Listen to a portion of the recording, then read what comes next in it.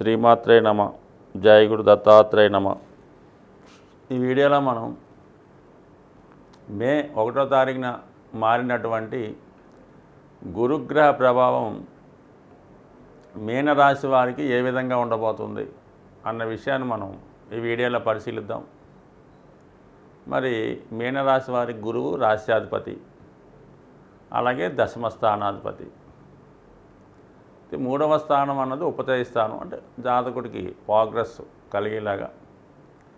మూడవ స్థానంలో ఉన్నటువంటి గురువు జాతకుడు ఇతరుల యొక్క శ్రేయస్సు కోసం ఆలోచిస్తూ వాళ్ళని మంచి మార్గంలో నడిపించే ప్రయత్నం చేస్తాడు. అలాగే తన తర్వాత తోడబుట్టిన వారిని, అలాగే స్నేహితుల్ని, వాళ్ళకి ఏమైనా సహాయ సహకారాలు కావాలంటే అందించే ప్రయత్నం జరుగుతూ ఉంటుంది. అంటే అందరికీ చేదోడు వాదోడుగా ఉండే ప్రయత్నం చేస్తుంటాడు, మూడో స్థానం కాబట్టి అది. అలాగే జాతకుడికి కూడా ఒక విధంగా విక్రమ స్థానం కాబట్టి ఒక ధైర్యం, మనం ఏదన్నా చేయగలం, ఈ జీవితంలో ఈ ప్రపంచంలో బతకగలం అన్నటువంటి ధీమాని గురువు జాతకుడికి కల్పిస్తాడు. ఎక్కువగా ఈ మీనరాశి జాతకులు ఇతరులకి సహాయం చేయడం వల్ల నష్టపోతూ ఉంటారు. ఎక్కువ రెస్పాన్సిబిలిటీ సేకరించడం వల్ల, ఎక్కువ జాలి అయిన హృదయం కలిగి ఉండడం వల్ల ఇరుగు పొరుగు వారిని, ఇతరులని, బంధువుల్ని, వాళ్ళని చూసి బాగా మెత్తని హృదయం అవటం వల్ల మనసుకి కష్టం కలుగుతూ ఉంటుంది. మరి ఆ కష్టం ఎప్పుడు తీరుతుందంటే వాళ్ళకి ఏదైనా ఆర్థికంగా ఆదుకున్నప్పుడు, వాళ్ళు బాగున్నప్పుడు వీళ్ళు సంతోషంగా ఉంటారు. ఆ కారణం వల్ల ఏంటంటే వీళ్ళు ఎక్కువగా సహాయం చేసే గుణం.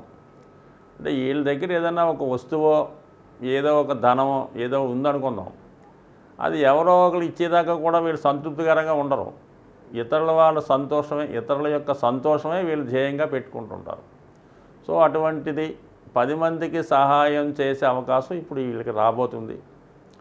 అలాగే గురువు ఈ రాశి వారికి దశమ స్థానాధిపతిగా 3వ స్థానంలో ఉండడం వల్ల ఉద్యోగంలో ఏదన్నా మార్పు కొరకు మీరు ప్రయత్నం చేస్తుంటే అటువంటి ప్రయత్నం నెరవేరే అవకాశం ఉంది, అభివృద్ధికరంగా ఉంటుంది. ఇది ముఖ్యంగా 3వ స్థానంలో ఉన్నటువంటి గురువు ఉపాధ్యాయులకి, న్యాయవాదులకి, శాస్త్రకారులకి, అంటే ఇది వేదిక శాస్త్రాలు, జ్యోతిష్య శాస్త్రం, పౌరోహిత్యం, వివాహాలు చేస్తున్న వాళ్ళు, ఏదన్నా ప్రజా శ్రేయస్సు కోరుకున్న వాళ్ళకి ఇది అనుకూలంగా ఉంటుంది.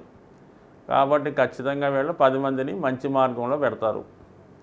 అయితే ఒక విధంగా వీళ్ళకి ఏలినాడు శని ప్రభావం వల్ల ఏంటంటే మరి ధనం మరి జాగ్రత్తగా ప్లాన్ చేసుకోకపోతే, ఇతరుల కష్టాలని మీ కష్టాలుగా భావించి చేసిన వాడికి, చూసిన వాడికి, వచ్చిన వాడికి సహాయం చేసుకుంటూ పోతే చివరికి మిమ్మల్ని ఆదుకునేవాడు ఎవడో ఉండడు. కాబట్టి కొద్ది జాగ్రత్తగా వ్యవహరించండి. ఇంకోటి ఏంటంటే మీరు స్వయం కుప్రదాదం వల్ల, సెల్ఫ్ మిస్టేక్ వల్ల నష్టపోవడం కానీ, 10 మంది చేత విమర్శించబడడం కానీ జరిగే అవకాశం ఉంది. కాబట్టి సాధ్యమైనంత వరకు సహనం పాటించండి. మీకు ఎంతైతే సహాయం చేయగలరో అంతే చేయడం తప్ప దాన్ని అధిగమించి చేయొద్దు. దాని తర్వాత ఏంటంటే ముఖ్యంగా భాగ్యస్థానాన్ని చూస్తాడు. 3వ స్థానంలో ఉన్నటువంటి గురువు 9వ స్థానాన్ని వీక్షిస్తాడు. అలాగే వ్యయస్థానంలో ఉన్నటువంటి శని కూడా 9వ స్థానాన్ని తన దశమ దృష్టితో వీక్షిస్తాడు. సో ఈ కారణం వల్ల ఏంటంటే అంటే జ్యోతిష్ శాస్త్రంలో ఈ గురువు శని కలిసి ఏ భావం మీద దృష్టి పెడతారో ఆ భావ ఫలితాలు జాతకుడికి బాగా అనుభవంలోకి రావడం జరుగుతుంది. ఇప్పుడు 9వ స్థాన ఫలితాలు ఎక్కువగా వస్తాయి ఈ సంవత్సరం అంతా కూడా. మరి మనకి ఈ మీనరాశి వారికి అయితే గురువు ఎప్పుడన్నా వక్రించినప్పుడు, కంబస్ట్ అయినప్పుడు ఫలితాలు టెంపరీగా ఇవ్వకపోయినా ఓవరాల్గా మాత్రం ఈ ఫలితాలు రావడం వల్ల జాతకుడికి విదేశ అవకాశాలు, పుణ్యక్షేత్రాలు, అంటే చాలా కాలంగా అతను దూర ప్రాంతంలో ఉన్నటువంటి పుణ్యక్షేత్రాలు దర్శిద్దాం అనుకుంటే అవి దర్శించడం, శాస్త్రాల మీద అవగాహన, ధర్మ కార్యక్రమాలు, అంటే గతంలో మీరు చేసినటువంటి పుణ్యాలు, ధర్మ కార్యక్రమాలు ఇప్పుడు అనుభవంలోకి రావడం వల్ల వాటి యొక్క ఫలితాన్ని మీరు పొందుతారు. ఆ ఫలితం వల్ల ఉత్తమమైనటువంటి సంతానం కలగడం, ఆ సంతానానికి సంతానం కలగడం, ఇటువంటి శుభకార్యాలు, శుభవార్తలు వింటారు. ఎక్కువగా ఒక ఆధ్యాత్మికవేత్తగా, ఒక ధార్మికవేత్తగా మీ యొక్క పేరు నేమ్ అండ్ ఫేమ్ బాగా పెరుగుతుంది. బాగా మంచి పేరు సంపాదిస్తారు. జాతకులకి ఇది ఒక అదృష్టంగా భావించవచ్చు. అయితే 3, 7, 11 భావాలు యాక్టివేట్ అవ్వడం వల్ల వివాహానికి సంబంధించినటువంటి విషయాలు కూడా మరి ఇప్పుడు పరిష్కరించబడతాయి. అయితే చాలా కాలంగా మీకు తెలుసున్నటువంటి సర్కిల్లోనే వివాహం జరిగే అవకాశం ఉంది. ముఖ్యంగా గురువు ఈ మీనరాశి వారికి స్వర్ణమూర్తిగా ఫలితాన్ని ఇవ్వడం జరుగుతుంది ఈ సంవత్సరం అంతా కూడా. అంటే 100కి 100 పాళ్ళు 100% గురువు యొక్క శుభ ఫలితాలు మీనరాశి వారు స్వేచ్ఛగా సంపూర్ణంగా అనుభవిస్తారు. మరి గురువు 11వ స్థానాన్ని వీక్షించడం వల్ల ఏంటంటే గురువు కారకత్వాలైనటువంటివి సంపద, ధనం, విజ్ఞానం, సంస్కారం ఇవన్నీ మీకు అనుభవంలోకి రావడం జరుగుతూ ఉంటుంది. సో దాన్ని జాగ్రత్తగా మీరు యూటిలైజ్ చేసుకుంటే ముఖ్యంగా ఇంతకాలంగా మీరు పడిన శ్రమకి తగిన గుర్తింపు రావడం జరుగుతూ ఉంటుంది. సో ఏదైనా మరి జాగ్రత్తగా వ్యవహరించడం మంచిది. బట్ మీనరాశి వారికి ఇంకా మంచి ఫలితాలు రావాలంటే వీళ్ళు చేయవలసిందల్లా గురువు యొక్క అనుగ్రహం కోసం మరి వృషభ రాశిలోకి గురువు వచ్చాడు కాబట్టి వృషభ రాశికి అధిదేవత అయినటువంటి శుక్రుని యొక్క అధిదేవత లక్ష్మీదేవిని ఆరాధించడం వల్ల లక్ష్మీ అనుగ్రహం పొందాలంటే విష్ణుమూర్తిని ఆరాధించాలి. అంటే విష్ణు సహస్రనామం పారాయణ వల్ల కంపల్సరీగా మీకు ఈ డబల్ బెనిఫిట్ లాగా అటు అమ్మవారి అనుగ్రహం అటు గురుగ్రహం అనుగ్రహం లభించడం వల్ల ఖచ్చితంగా ఈ రాశివారు చాలా వరకు మీకన్నా మీ వల్ల ఇతరులు బాగా లాభపడి ఉపయోగపడే అవకాశం ఉంటుంది కాబట్టి సో ఈ విధంగా మంచి మార్గంలో వెళ్ళండి.